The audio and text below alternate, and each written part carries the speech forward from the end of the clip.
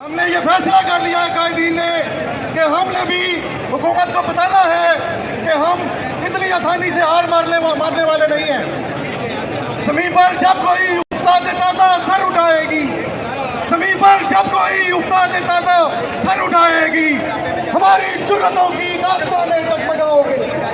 हम ऐसे लोग यारो आए दिन पैदा नहीं होते, फिरोगे ढूंढते हमें हरगिज़ न पाओगे। मेरे अजीज मुलाजमीन, ये सारी की सारी आजमाइशें मुलाजमीन के लिए हैं और सारी की सारी जातियाँ अशराफिया के लिए।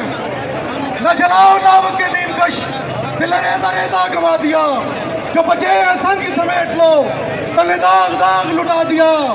मेरे चार अगर को नवीद हो, सभी दुश्मना को खबर करो।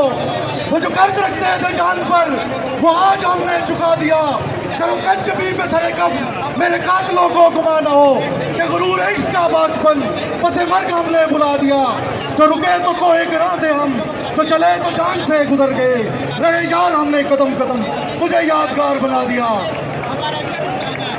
मुअज़्ज़ज़ मुलाज़मीन, असातिज़ा, क्या आप हर आजमाइश का सामना करने के लिए तैयार हैं? बैठेंगे जब तक कायदीन कहेंगे बैठना है। किसी ने अपनी जगह तो नहीं छोड़नी। इंशाअल्लाह जितना स्टेमिना आप शो करेंगे उसी कदर आपको जल्दी आपकी मुतालबात पूरे होंगे। बहुत शुक्रिया।